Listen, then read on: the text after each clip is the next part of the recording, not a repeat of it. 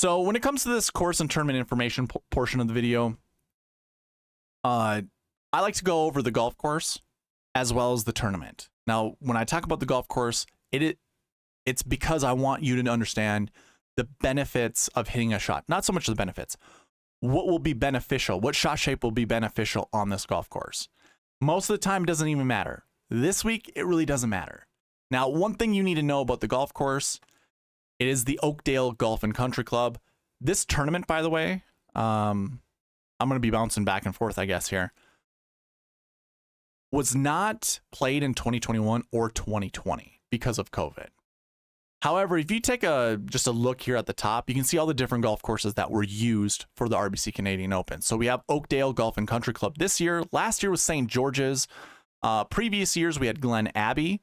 And then we also had Hamilton Golf and Country Club. We also had the Royal Montreal, I think, golf course. And then Glen Abbey. Glen Abbey was used here quite a bit, actually. All of this, just to let you know or remind you, it's not the same golf course. So when it comes to like course information or course history, it's really tournament history. Now, this is the Canadian Open. So this is the national, it's basically the equivalent of like a US Open or the Open or the British Open as we call it here in America. It's their national Open. So it matters much more to the Canadians than, I shouldn't even say it that way. There have been a lot of well-known winners of this event that do take this tournament very, very seriously because of its national importance. But the Canadians, the Canadian golfers, that is, they want to win this because I don't even remember the last time a Canadian has won this tournament. But I know it's kind of like I wouldn't say it was a curse, but there's a lot of pressure as a Canadian to win this tournament.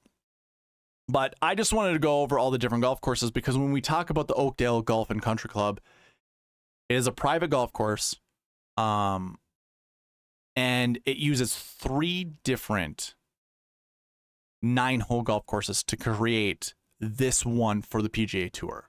So they're using 3 different golf courses. It's all routed differently.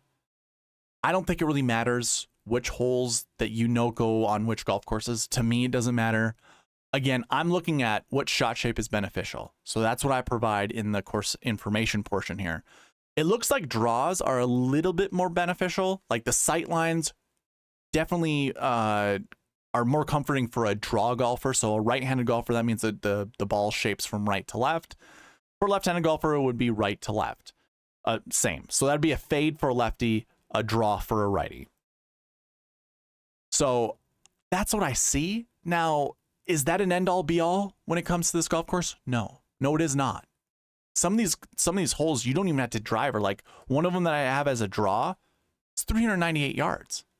You could hit a 5-iron to 100 yards. So if a golfer were to hit like maybe a 6-iron, 200 yards, I apologize. I'm thinking of this differently. 398, 200 yards from that's 198 left. So I was thinking they were going to have 100 yards away, but that's not how math works. So they could club down. Let's put it that way on some of these holes. Maybe not so much for 398, not so much 424 or even 489. So the draws, I think, are very, very beneficial. But again, that's not an end all be all. So don't worry about the golfers hitting a draw or not. But if there was a tiebreaker that you wanted one golfer over another, guess what? I have all that information in the cheat sheet. So you can see in column P, I have a bunch of shot shapes here. Now it's not completely filled in, and that's my apologies. There are some golfers in this event that I just saw a name that withdrew that I need to update. By the way, let's talk about that really quickly. There are going to be a lot of withdrawals happening at this event. I feel like it happens every single year because the US Open qualifiers happen the same week. Like they're going on right now. It's Monday. It's the longest day of golf. We're going to find some of these golfers in the field made the US Open. So what they're going to do instead is skip this event and go to the US Open to practice.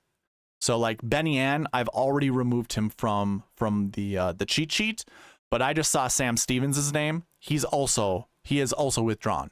I will update this later tonight or tomorrow morning. Just check in with the cheat sheet. I'm probably just going to remove these golfers' names and just update the cheat sheet as we go. But be on the lookout for withdrawals. That is a big deal here. Now, what I was talking about before with shot shapes, I don't have a lot of these golfers in here. A lot of them are new. They're rookies this year, or they really haven't played that much. Not for everyone. Like Aaron Wise, I obviously don't have here. He hits a fade, though. Let's put that in there. Some of this isn't filled in because a lot of these guys don't play on the tour all that often. Some of them don't. You're going to see a lot of names here that we just haven't seen in a while. Also, there's going to just be lesser names in this field because a lot of the top names are already practicing for the US Open. So just to give you a heads up, I mean, we already see there are 3 6K golfers. Let me just go to here. Let me zoom in. I'll zoom in first. There are 3 10K golfers. I think I said 6K. 3 10K golfers.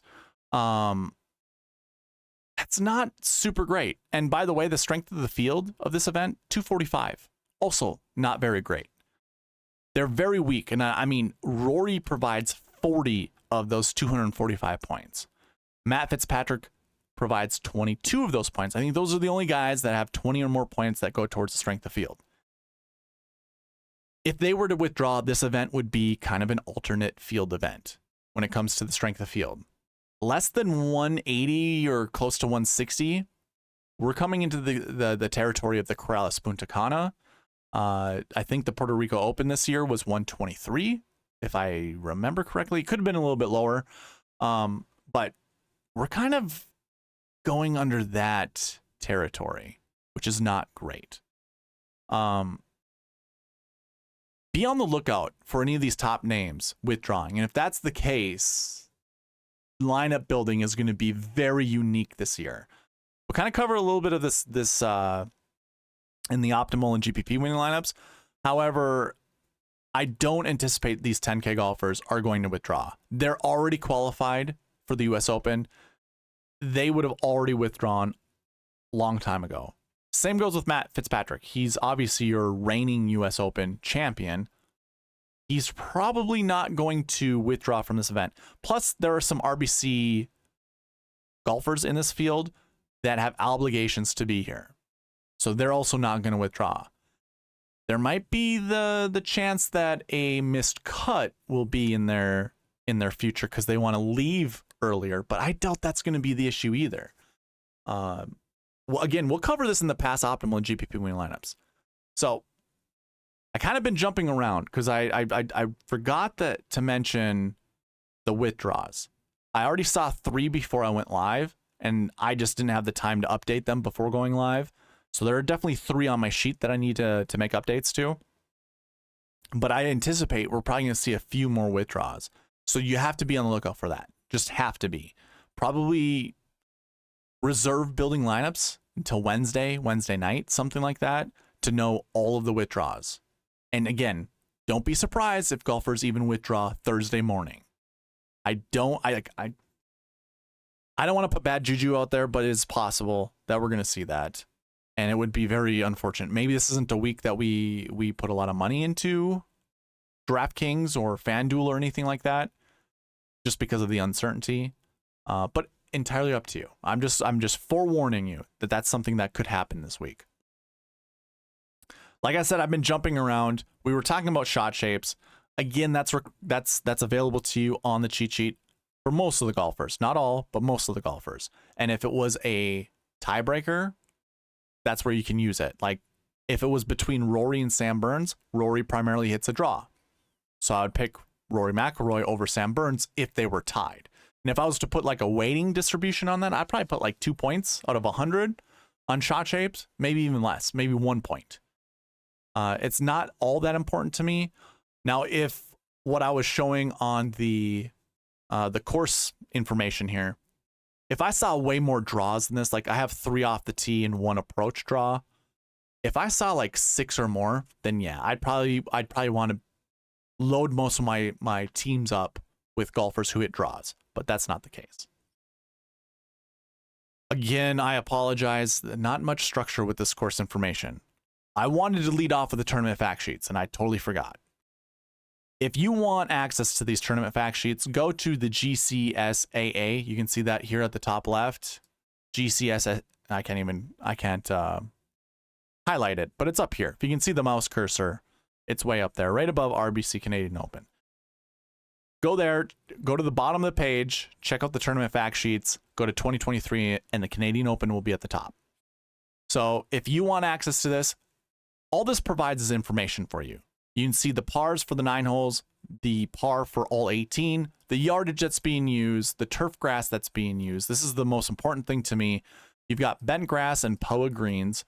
So keep all that information.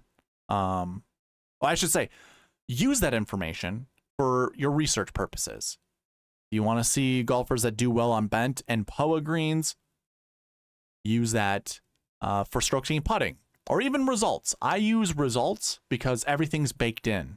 All the stroke gain stats are baked into the results. So you could do that. I wouldn't so much care about rough. Bluegrass is pretty much a standard a standard grass used in the rough in northern climates. So I don't know. You don't have to use that for any data point. I don't think it's going to matter all that much. Looks like it's kind of thick, like pretty long though. 4 inches, that's pretty long. 3.5 is usually what we see on tour. 3.5.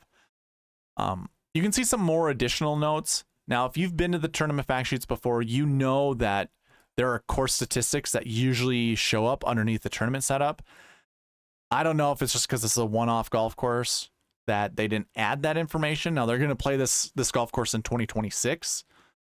I'm not sure why they didn't add it, but you can see some of that information right here. So you can see the average square feet for the greens on this golf course, how many bunkers there are, and the average width of the fairway. 25 is fairly wide, not like super wide, but you know, it's a pretty good landing area. You can see some of the more additional notes. I don't think there's really anything that we have to even consider, honestly. I don't think it matters. The architect Stanley Thompson was renovated by Ian Andrew. You can use those pieces as data points as well. I wouldn't put any more than 2 points in any of those aspects. Like, it's either architect, or if you want to use the renovation architect, you certainly can. But I think it was mostly trees that they removed. I think right here is where you'll get the Ian Andrew renovations. So I don't know. Not a big deal when it comes to renovations to me. Just use Stanley Thompson as your architect. I think there are a few golf courses that have been used on tour since 2013 that were from Stanley Thompson. You can use that as a data point. So just to bounce around a little bit more here, just to go over a little more pieces of information. There are 156 golfers in the field. I think our cut is going to be top 65 in ties. I didn't see anything different with that with the RBC Canadian Open. And again, bent grass and POA, that's going to be available to you on the cheat sheet as well. So use it to your advantage. That is all that I have for the course and tournament information.